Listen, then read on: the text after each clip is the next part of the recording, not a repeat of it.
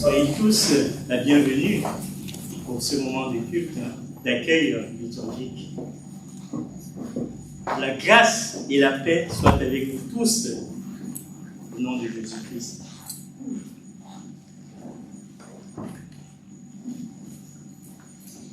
En ce début d'année scolaire, réjouissons-nous d'accueillir Jérémie dans notre paroisse de Chapeuil-Château-Double et au sein de l'ensemble de Plaine pour son proposana. Regardons l'avenir avec confiance et espérance. Je fais le rêve qu'un jour, les hommes se lèveront et comprendront enfin qu'ils sont faits pour vivre ensemble comme des frères. Et si nous partageons avec Jérémie nos rêves pour vivre une église de témoins? Je rêve d'une église qui n'ait ni porte ni serrure, où nous puissions entrer et sortir librement, parce que le dedans et le dehors ne font aucun. Je rêve d'une église qui ne laisse personne à la porte, qui ne cherche pas la sécurité et qui ne possède pas de clé. Je fais le rêve qu'un jour, les chrétiens n'auront plus honte de l'évangile et oseront dire leur foi sans complexe, sans peur, chaque fois que cela sera nécessaire. Je rêve qu'un jour, vous tous découvriez quel est le rêve de Dieu pour votre vie, une vie belle entre ses mains. Je fais encore le rêve, aujourd'hui, que toutes les confessions chrétiennes seront capables d'entrer en dialogue sans exclusion, libres de tout jugement et préjugé.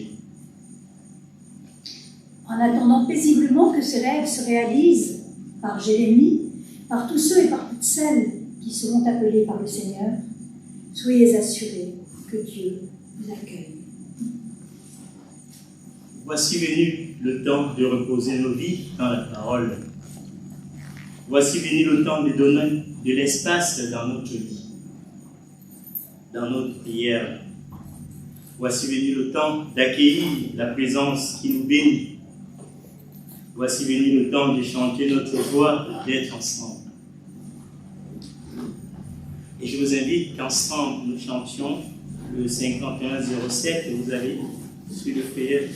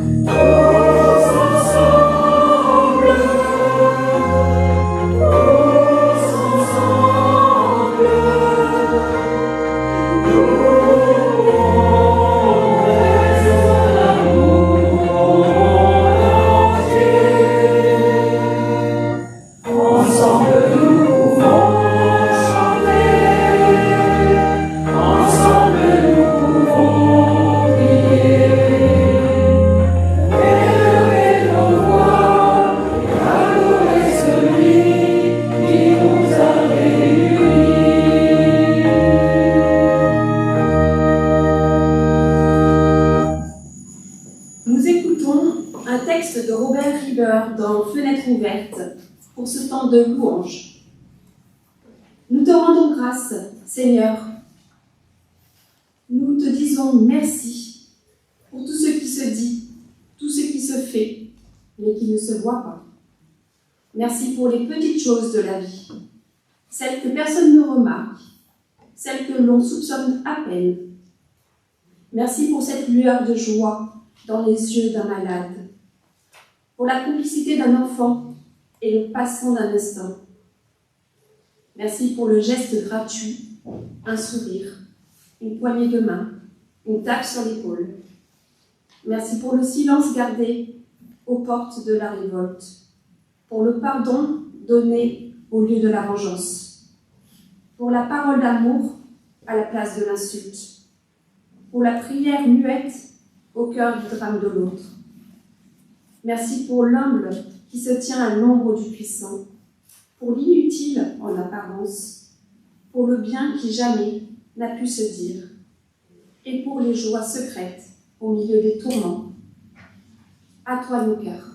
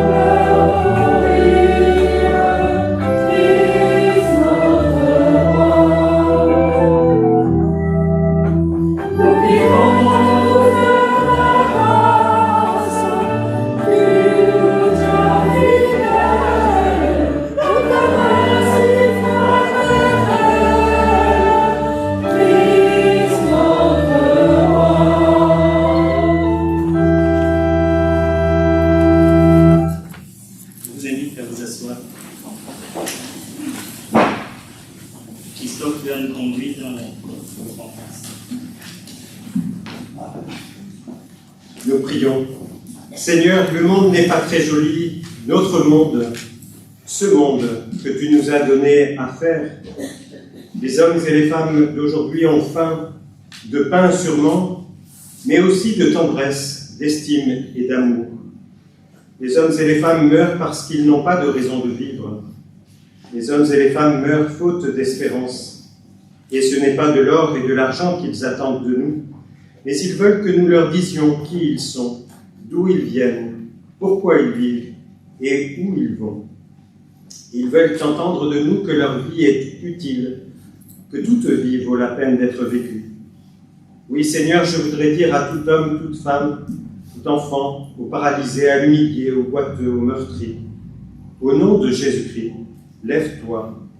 Au nom de Jésus-Christ, recommence à vivre, à croire, à espérer. Marche, gambade, tu peux danser de joie.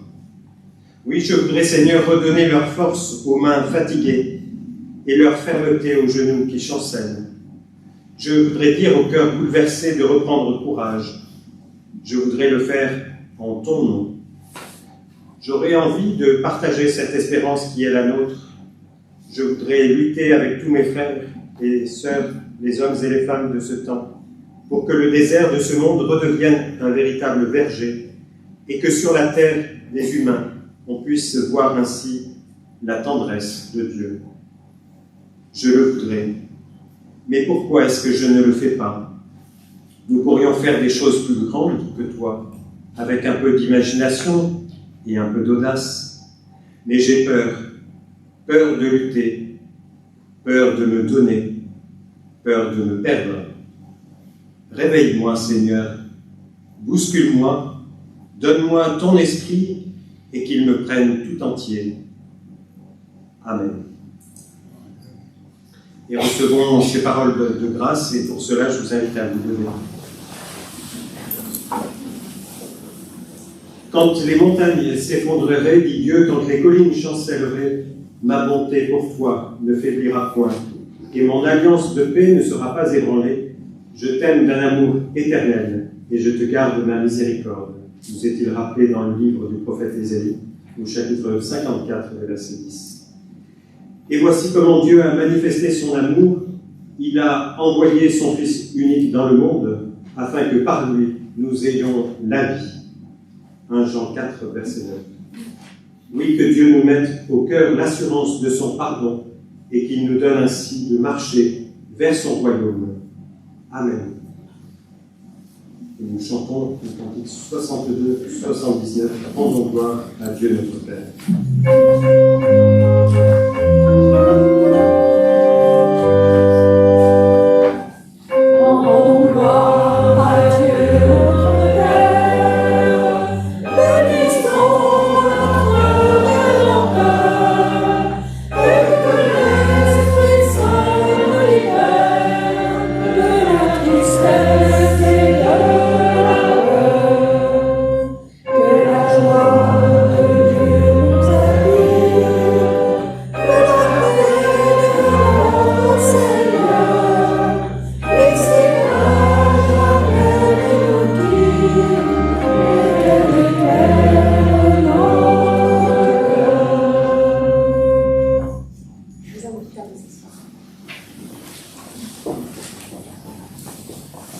Frères et sœurs, la commission des ministères, réunie du 4 au 6 mars 2022, a autorisé Jérémy Nguéa à effectuer un proposana en qualité de candidat au ministère de pasteur. Avec l'approbation du Conseil presbytéral de Chaveuil du 7 avril 2022 et du Conseil régional, le secrétaire général l'a nommé dans l'église de Chaveuil-Château-Double au 1er juillet 2022. Jérémy est confié à notre accompagnement vigilant et fraternel pour le temps de cette période de 2 ans, au terme de laquelle il pourrait être nommé ministre titulaire du poste, à la suite de l'évaluation finale du proposana et de son admission comme ministre de l'Église protestante unie de France par la Commission des ministères. Ensemble, nous demandons la bénédiction de Dieu sur lui. Jérémy, sur ce proposana, tu ne seras pas seul. Pour demander la bénédiction de Dieu, j'appelle différents témoins de l'Évangile. Fabienne Lacoané, de la paroisse Bresse-Bugey-Dombes. Aline Berger, ancienne présidente du conseil presbytéral de la paroisse. René et Marc Pérard, visiteurs de la paroisse. Anita Muller-Cap, animatrice du club biblique. Marilyn Asti, trésorière du conseil presbytéral. Anne Courcelle, vice-présidente du conseil presbytéral. De l'ensemble de la plaine, pour la paroisse de l'Avéor, Lisette Grosjean. Pour la paroisse de Port-les-Valence, Evelyne Auriol. Du consistoire, avec moi, j'appelle Thierry Segler.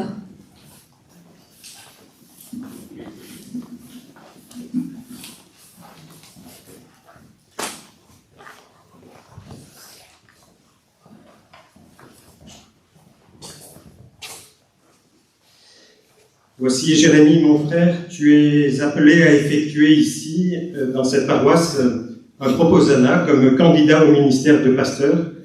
Tu l'accompliras en collaboration donc avec le conseil presbytéral de Chaveuil-Château-Double dans la fidélité aux engagements que notre Église demande à ceux à qui elle confie ce ministère particulier.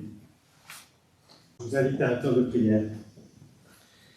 Seigneur, toi qui toujours rappelles à ton service des hommes et des femmes et les donnes à ton Église, veuille par ton Saint-Esprit fortifier notre frère dans la foi Jérémy, afin qu'il exerce fidèlement la charge qui lui est confiée, affermisse sa vocation et prépare aussi son avenir. Et puis donne à cette Église et à ceux et à celles parmi lesquels il va travailler le discernement nécessaire, mais aussi l'amour nécessaire pour ce temps de préparation, afin que ce temps de préparation soit vécu selon ta volonté et aussi pour ta gloire. Nous t'en prions par le Christ notre Seigneur Jésus-Christ. Amen.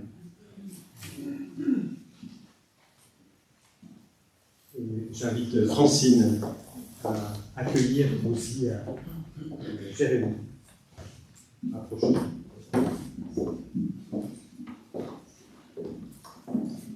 Jérémie, nous t'accueillons avec beaucoup de joie et de reconnaissance dans notre paroisse. Dans ce temps de découverte et d'apprentissage de ton ministère, nous nous efforcerons d'être pour toi des partenaires attentifs et fraternels, veillant à ne pas surcharger ton emploi du temps déjà bien rempli et à t'accompagner du mieux possible selon tes besoins. Tu peux compter sur la bienveillance et la disponibilité des conseillers presbytéraux. Tes cultes et tes visites sont très appréciés des paroissiens. Alors, au nom de tous, je te remercie pour ce début de ministère parmi nous et te souhaite, ainsi qu'à ta famille, la bienvenue à Chablis. Un mot de Livia qui est responsable du consistoire. Représente le consistoire. Jérémie, nous sommes heureux de t'accueillir au sein de notre grand consistoire qui germe d'idées. Tu es appelé lors de ces 2 prochaines années à te centrer sur la vie quotidienne de cette paroisse, pour cette paroisse de Chabeuil. Et tu peux compter sur le travail de l'ensemble de la plaine et des temps de travail en assemblée de consistoire pour construire l'avenir. Chers paroissiens, veillez sur Jérémie et sa famille comme vous avez commencé. Priez et discernez ce qui ouvre notre Église et votre paroisse aux besoins de notre prochain, de notre monde, pour le monde de demain. Je termine en vous laissant ces versets du livre des Nombres, chapitre 6. Que le Seigneur vous bénisse et vous protège. Que le Seigneur vous regarde avec bonté et vous accueille favorablement. Que le Seigneur vous manifeste sa bienveillance et vous accorde la paix.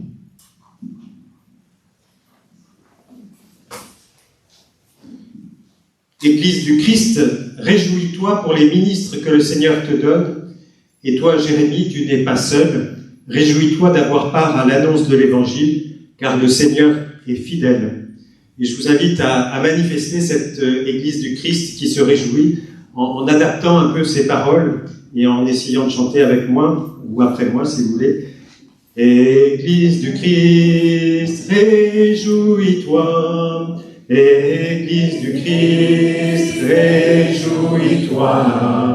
Église du Christ, réjouis-toi pour les ministres que le Seigneur te donne.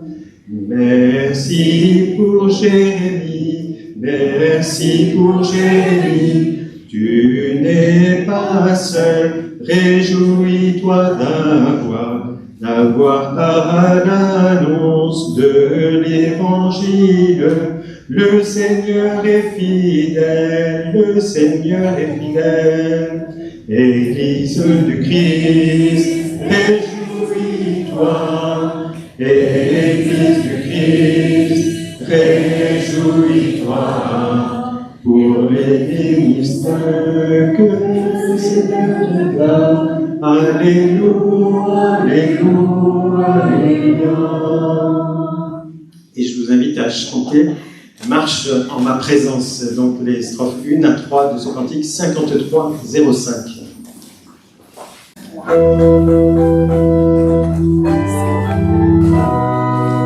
Marche en ma présence, je suis avec toi. Lorsque tu avances, je prends ton chemin. Marche en ma présence, je te tiens. Chaque jour qui passe, chaque nuit qui vient. Mon Dieu, que tu m'appelles, je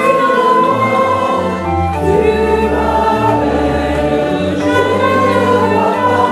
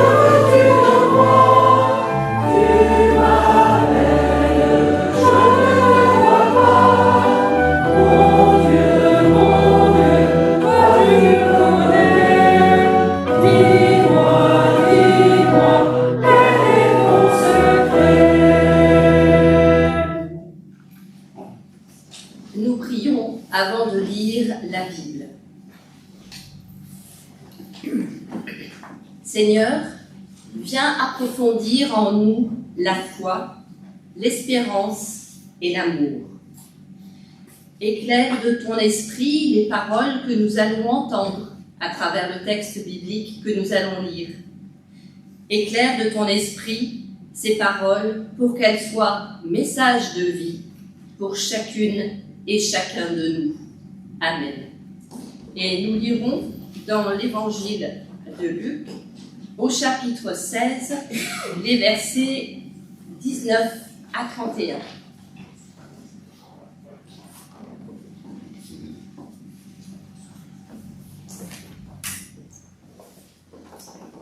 L'homme riche et Lazare. Il y avait un homme riche qui était vêtu de pourpre et de fin lin. Chaque jour, il menait joyeuse et brillante vie. Un pauvre, nommé Lazare, était couché à sa porte, couvert d'ulcères et désireux de se rassasier des miettes qui tombaient de la table du riche. Et même les chiens venaient encore lécher ses ulcères. Le pauvre mourut, et il fut porté par les anges dans le sein d'Abraham.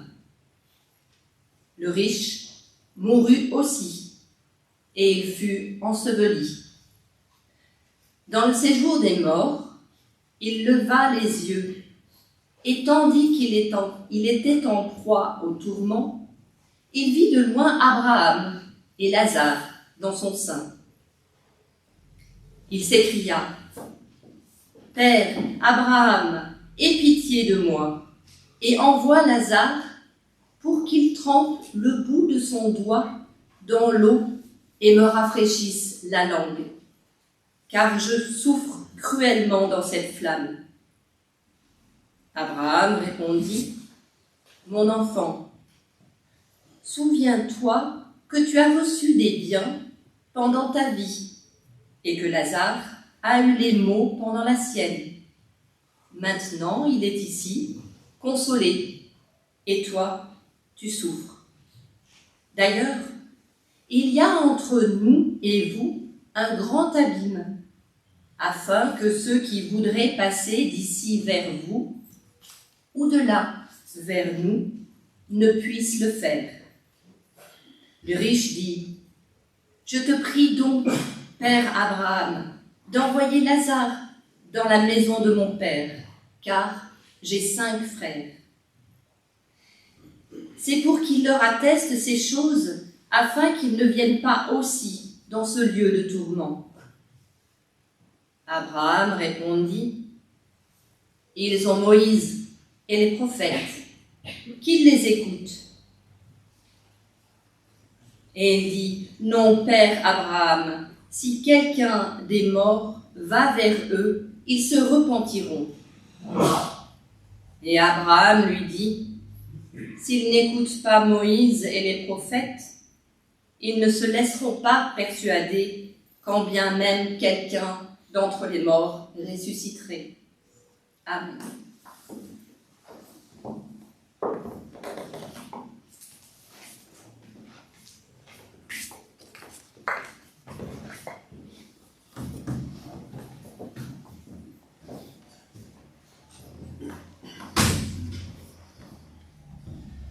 Chers frères et sœurs, chers amis, avec cette parabole, nous sommes en quelque sorte en plein drame. Ce que Jésus décrit, ce sont des mondes clos, des univers fermés, un peu séparés par des abîmes où tous les ponts sont en quelque sorte comme coupés.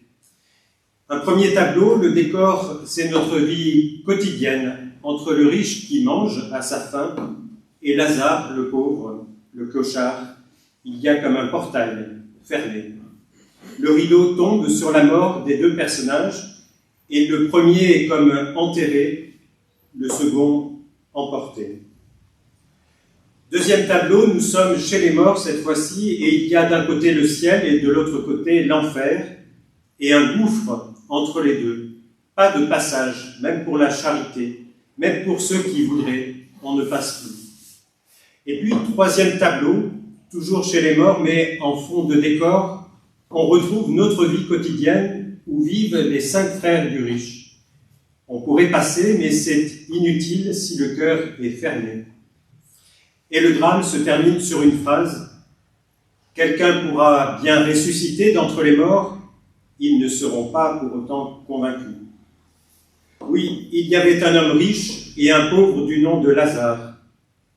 Un riche, un homme du chiffre, et nous en avons tous des chiffres.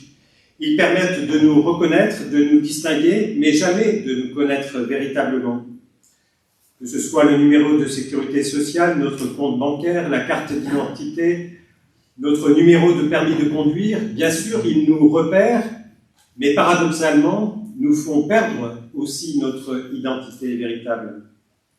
Notre société et notre monde eux-mêmes ne se qualifient que parce qu'ils se mettent en chiffres, que ce soit le taux d'inflation, le taux de produit intérieur brut, les barèmes d'échange ou le nombre de chômeurs et de chômeuses. Nous sommes enfermés dans une nouvelle Babylone, une sorte de société du chiffre. Il y avait donc un riche, un homme de chiffres et d'affaires qui faisait la noce tous les jours, vivant surtout pour lui-même, complaisamment installé dans ses biens, compté, calculé avec une sorte de marge bénéficiaire et un pourcentage de rentabilité. Un homme du chiffre, mais finalement un homme anonyme, sans nom. Et puis de l'autre, un pauvre du nom de Lazare. Lazare, ce qui signifie Dieu aide, Dieu porte secours. Il était pauvre, couvert d'ulcères, léché même peut-être par les chiens. Bien que seul, Lazare est contraint dans sa pauvreté de vivre aux dépens des autres. Couché à la porte du riche, on ne peut passer sans l'enjamber. Il est pauvre, dépendant des autres, mais lui, il a au moins un prénom. Et nommer quelqu'un dans la conception biblique, c'est le faire exister, c'est le mettre en relation avec d'autres. Et le riche qui croyait exister par son apparence se retrouve malgré tout anéanti et isolé. Et face à la menace du renversement des situations, c'est bien la figure de Lazare qui est mise en valeur. Et c'est peut-être la première pointe de la parabole. L'Évangile fait ressusciter ainsi l'homme dans la découverte de son prénom. Il le sort de son anonymat, il le met aussi en relation avec les autres.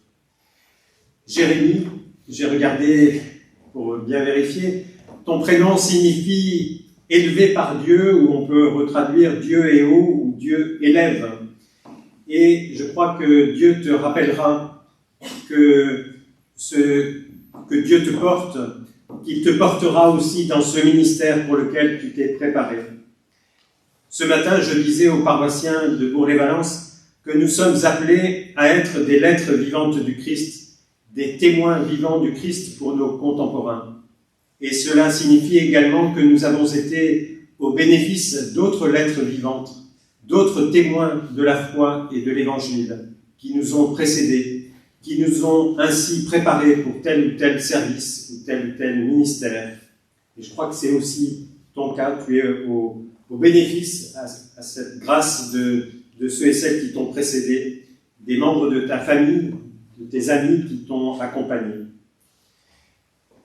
Effectivement, chacun d'entre nous est bien le résultat sur le plan de sa foi, de sa spiritualité, d'une multitude d'expériences et de rencontres, de confrontations parfois, mais de discussions qui, au fil du temps, nous ont ainsi façonnés et forgés ou même interpellés. Et chacun et chacune d'entre nous apporte ainsi, par sa manière de vivre la foi, un élément à cette lettre que nous essayons d'écrire ensemble. Cette lettre qui demeure ouverte. Et c'est ainsi une lettre vivante. Une lettre écrite non pas avec de l'encre, mais avec l'esprit du Dieu vivant. Et donc c'est une lettre très personnelle. C'est notre lettre en quelque sorte, qui parle de nous, de notre foi, de notre confiance aussi en ce Dieu vivant et vivifiant pour notre vie spirituelle et aussi pour toute notre vie personnelle, communautaire et aussi dans la vie de tous les jours. Alors je crois que le sens de ce passage ne consiste sans doute pas à culpabiliser à propos des biens matériels, car ce n'est pas tant, me semble-t-il, l'abondance de biens qui caractérise le riche que son refus de communication et de relation. Aussi, Abraham va répéter à l'adresse des 5 frères qu'ils ont déjà Moïse et les prophètes, et qu'ils peuvent déjà les écouter. Et c'est la deuxième pointe de la parabole. Le miracle, en effet, ne permet pas toujours de croire. Ce n'est pas le miracle qui peut nous amener à croire. Des hommes, des femmes, des jeunes sont là autour de nous. Et ce n'est pas le miracle qui les poussera forcément à croire en Jésus-Christ. Et c'est là tout le mystère de la foi qui nous échappe fort heureusement. Mais c'est peut-être là aussi que se glisse le ministère de Jérémie et notre ministère aussi à chacun d'entre nous de témoins. Oui, les 5 frères avaient Moïse et les prophètes. Quant à nous, nous avons Jésus-Christ. Et cette parabole reste malgré tout une bonne nouvelle dans le sens où elle redit aussi avec insistance aux frères qui restaient, mais aussi à nous, que tout est déjà donné, que Dieu est présent et qu'il nous replace finalement dans notre vocation d'hommes, de femmes, de jeunes, d'enfants, de croyants, pour être ainsi, autant que possible, à l'écoute de notre prochain aujourd'hui. Pour être simplement ces témoins là où nous sommes, avec nos faiblesses, mais aussi avec nos forces, dans la confiance et comme cela a été dit, dans l'espérance d'être aimés. Ainsi, seule l'attention va mettre les points d'ancrage, les pierres d'attente, où se fixeront les multiples passerelles que le Seigneur jette entre lui et nous.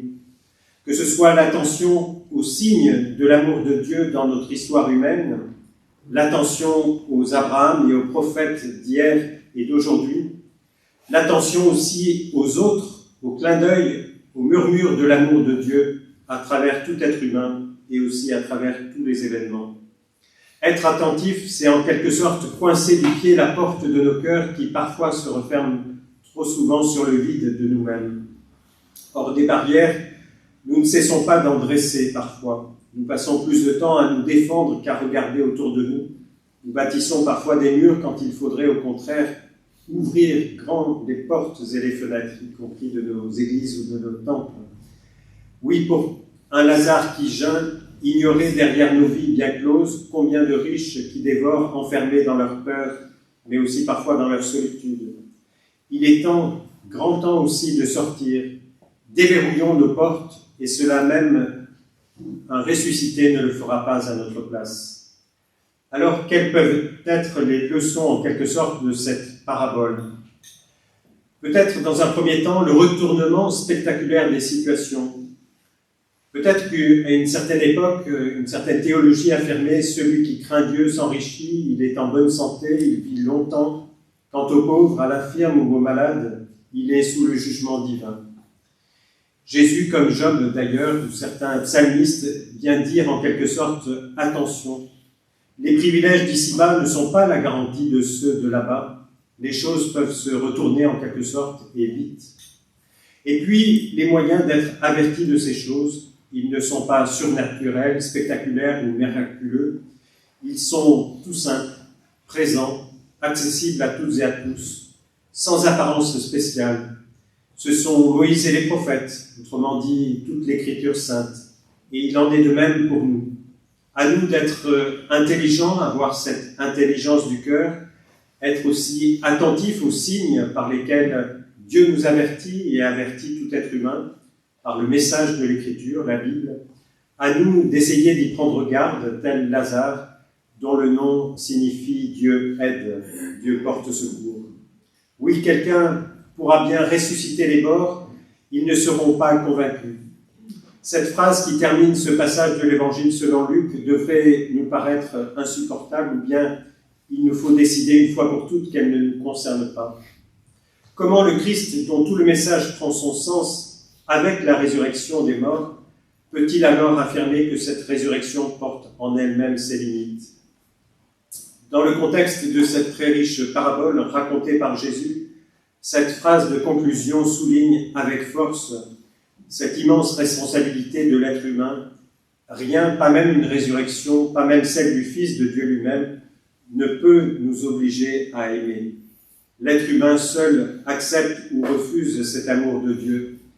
Et cela me fait penser à ce très beau témoignage partagé lors du barbecue géant qui avait lieu à Valence il n'y a pas très longtemps, l'occasion de témoigner en Église transversale, c'est-à-dire quelles que soient nos dénominations, pour essayer de faire connaître Jésus-Christ au final. Et une bonne expérience pour moi dans le stand de prière qui s'est tenu tout au long de la journée, et de très beaux témoignages, dont celui-ci très touchant d'une maman qui s'adressait à ses enfants, un peu en retrait pour le moment, au sujet de Jésus, et qui leur disait « Je n'ai pas d'autre chemin que celui de Jésus-Christ à te montrer. » Oui, on était tous baba devant cette belle évidence et devant ce très beau témoignage de confiance malgré tout. Oui, le Seigneur ne néglige pas de multiplier les appels, les invitations, tant à travers la voix des prophètes que peut-être aussi, et même sans doute, les événements qui jalonnent l'histoire des humains, allant jusqu'à donner son Fils pour tracer ainsi le seul chemin qui mène de la mort à la vie. Mais au bout du compte, c'est bien à notre humanité de choisir. Elle manifestera son amour ou son absence d'amour pour Dieu et pour ses frères et sœurs, et s'engagera ensuite dans la logique de son choix. Et la parabole de Jésus décrit avec des images fortes et colorées cette logique du refus. Le riche qui refuse d'aimer Lazare entre ainsi dans un univers où toutes les portes se ferment les unes après les autres. Le non-amour, c'est en quelque sorte la non-communication, plus aucun pont au-dessus des abîmes de l'indifférence, plus aucun passage dans le désert des cœurs secs. Et il me semble tout à coup que si nous prenons très au sérieux ce texte de l'Évangile, alors oui, il y a urgence pour chacun d'entre nous. Et je me souviens de cette émission sur Radio Évangile, sur Radio Monte-Carlo, l'heure de la décision, qui invitait justement à prendre une décision pour ou contre Dieu. Ainsi, il y a urgence à regarder la logique de nos vies et à essayer de mettre l'amour au premier plan, à essayer d'organiser nos paroles, nos gestes, nos silences autour de ce beau message de l'Évangile qui est à partager et surtout à vivre. Et Jérémie, le Seigneur, comme on l'a dit dans la liturgie d'accueil, est celui qui te fortifiera, qui t'apportera aussi cette force et ce courage nécessaire pour partager aussi ce beau message de l'Évangile. À vivre, bien sûr, toi-même, mais aussi en lien avec toute ta famille ici présente. Si Luc est l'évangéliste de la miséricorde, il ne cesse d'insister aussi sur la liberté, sur la responsabilité de tout être humain. Seul celui-ci ou celle-ci peut dire oui ou non en répondant ainsi à cet appel du Seigneur. Et cela, personne, pas même un ressuscité, ne nous convaincra de le faire. Alors pour nous, l'histoire n'est pas terminée. Si Jésus a raconté des paraboles parfois dures, c'est sans doute pour faire réagir ses auditeurs de manière positive, pour leur faire prendre aussi cette bonne décision avant qu'il ne soit trop tard. L'homme riche de la parabole est l'exemple en quelque sorte à ne pas suivre. Jésus a aussi raconté des choses réjouissantes, fort heureusement, et notamment pour ceux et celles qui le suivent et qui se retrouveront un jour au grand festin dans ce royaume de Dieu. À nous de nous y préparer dès à présent, sans tarder. Et puis voici une petite histoire pour terminer. Pendant la Deuxième Guerre mondiale, une grande statue de Jésus-Christ fut gravement endommagée. Quand ils trouvèrent la statue parmi les décombres, les habitants de la ville furent très affectés parce qu'elle était en quelque sorte le symbole auquel ils étaient attachés, symbole de leur foi et de la présence de Dieu dans leur vie. Des spécialistes furent capables de réparer la majeure partie de la statue, mais ses mains avaient été trop endommagées. Alors, après quelques hésitations, la statue resta malgré tout sans main. Et cependant, les habitants de la ville ajoutèrent au bas de la statue de Jésus-Christ un écriteau avec ces mots « Vous êtes mes mains ». Ainsi, sachons voir Dieu et le Christ à travers le visage de nos sœurs et de nos frères. Amen.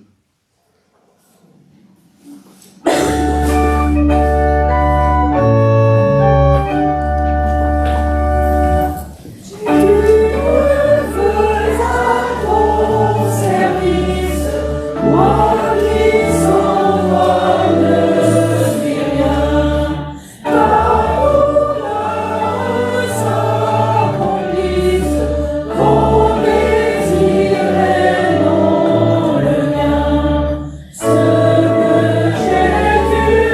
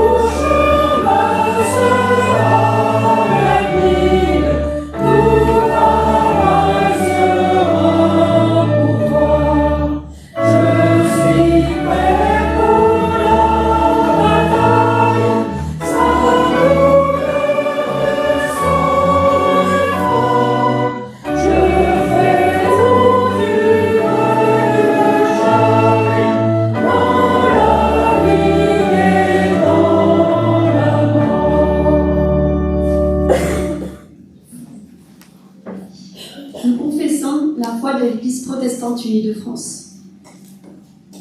En Jésus de Nazareth, Dieu révèle son amour pour l'humanité et le monde. L'Église protestante unie de France le programme avec les autres églises chrétiennes.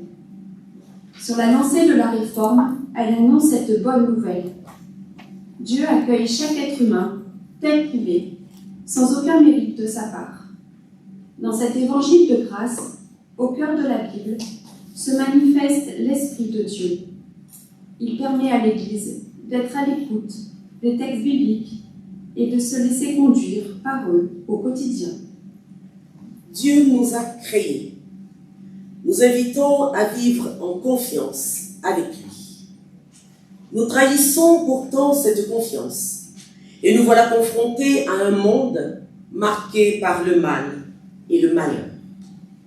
Mais une brèche s'est ouverte avec Jésus, reconnu comme le Christ, annoncé par les prophètes. Le règne de Dieu est déjà à l'œuvre parmi nous. Nous croyons qu'en Jésus-Christ, crucifié et ressuscité, Dieu a pris sur lui le mal. Père de bonté et de compassion, il habite notre fragilité et brise ainsi la puissance de la mort. Il fait toutes choses nouvelles.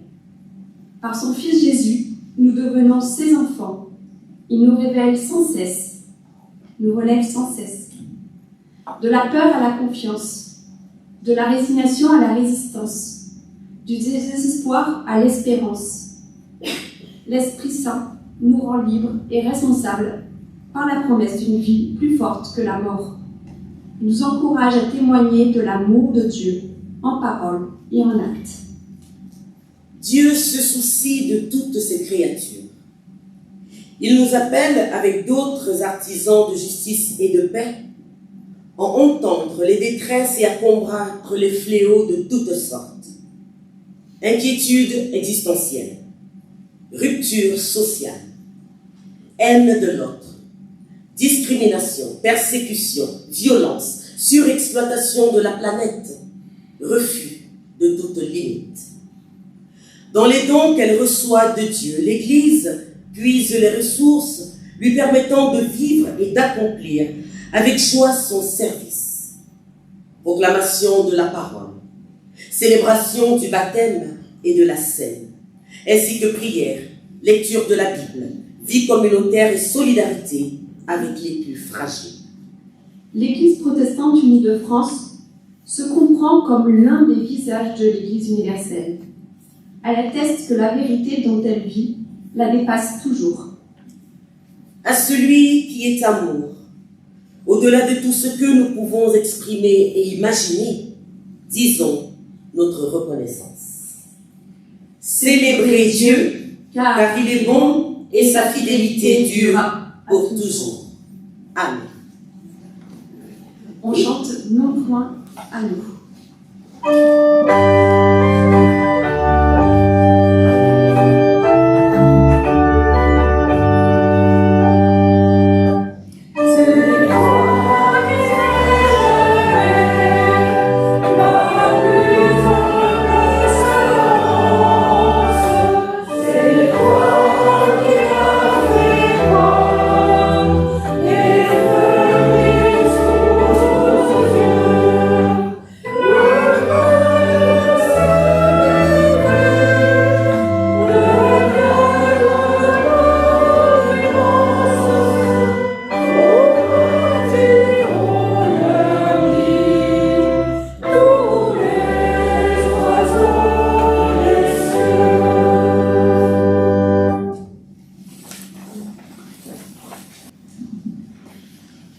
C'est un petit temps d'annonce.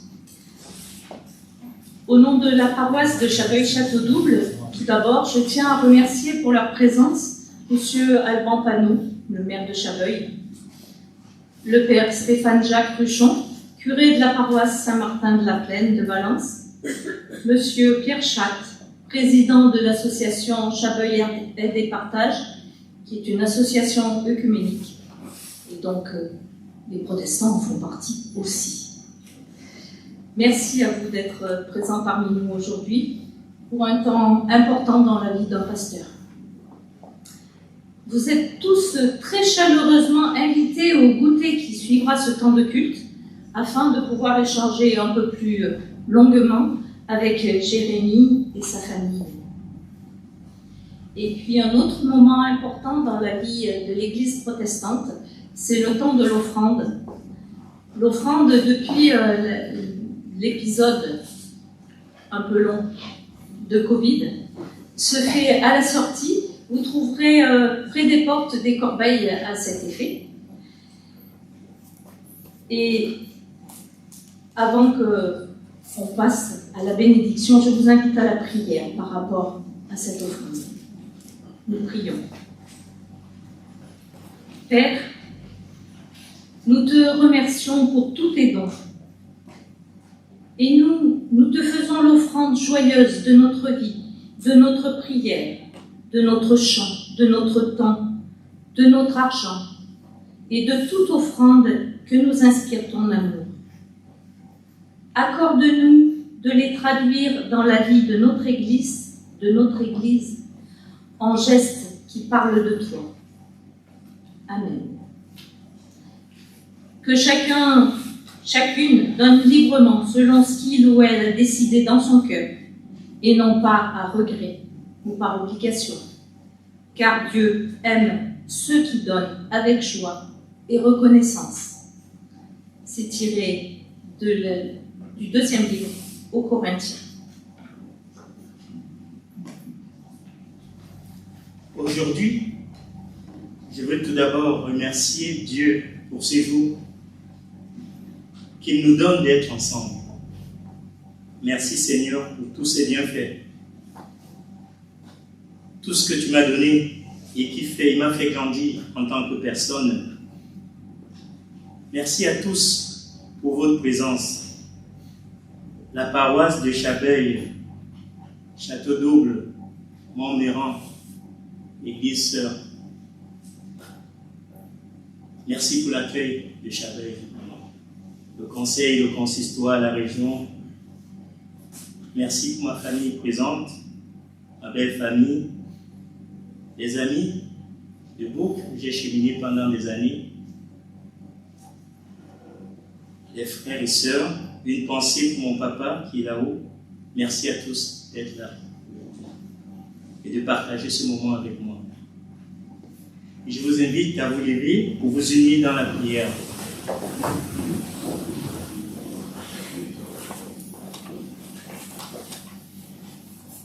Dieu notre Créateur et notre Père, nous t'implorons pour tous les hommes, quel que soit leur état ou leurs conditions. Fais-leur connaître tes voies.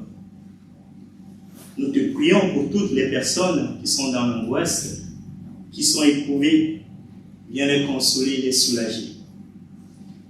Toi qui connais les besoins de chacun, accorde-leur courage et patience dans l'épreuve et délivre-les de toutes leurs afflictions.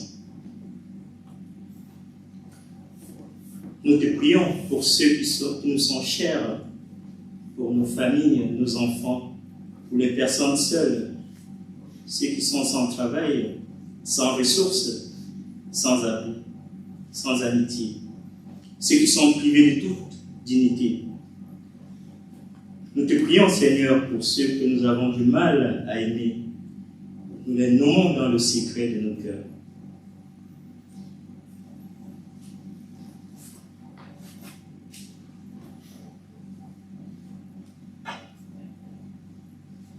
Nous te prions pour notre monde et les responsables des peuples, afin qu'ils procurent à tous la paix, la justice et la liberté. Veille sur chacun de nous qui formons ton Église. Fortifie notre foi, notre espérance et notre amour pour chacun. Libère-nous de nos compromissions. Donne-nous la force de chanter tes louanges, de chercher la fraternité, de combattre pour la justice. Comme Jésus l'a enseigné à tes disciples, nous te disons: Notre Père, qui es aux cieux, que ton nom soit sanctifié, que ton règne vienne, que ta volonté soit faite sur la terre comme au ciel. Donne-nous aujourd'hui notre pain de ce jour. Pardonne-nous nos offenses, comme nous pardonnons aussi à ceux qui nous ont offensés. Et ne nous laisse pas entrer en tentation, mais délivre-nous du mal, car c'est à toi qu'appartiennent le règne, la puissance et la gloire, pour les siècles des siècles. Amen. Nous allons recevoir ensemble la bénédiction de la part du Seigneur. La paix de Dieu n'est pas un vent violent qui fracasse les rochers ou érode les montagnes. La grâce et la paix sont ces moissons promises qui donnent sens à nos travaux. La grâce et la paix, ce sont ces ébis de lumière qui éclairent nos nuits et gardent notre repos. Que la grâce et la paix de Dieu nous accompagnent ainsi sur nos chemins.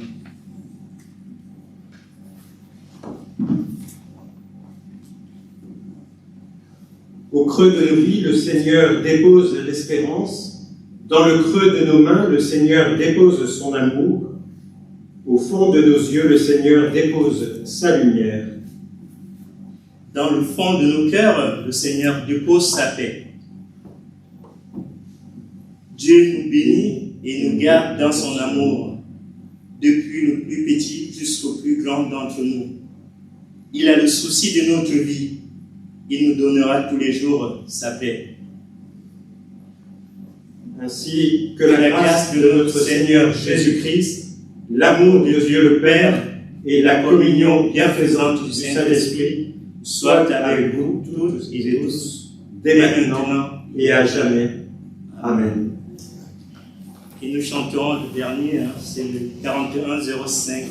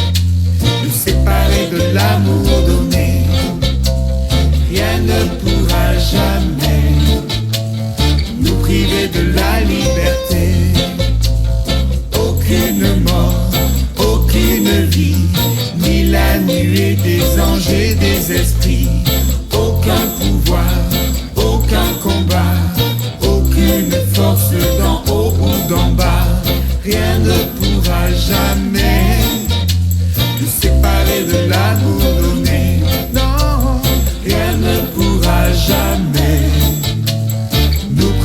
de la liberté.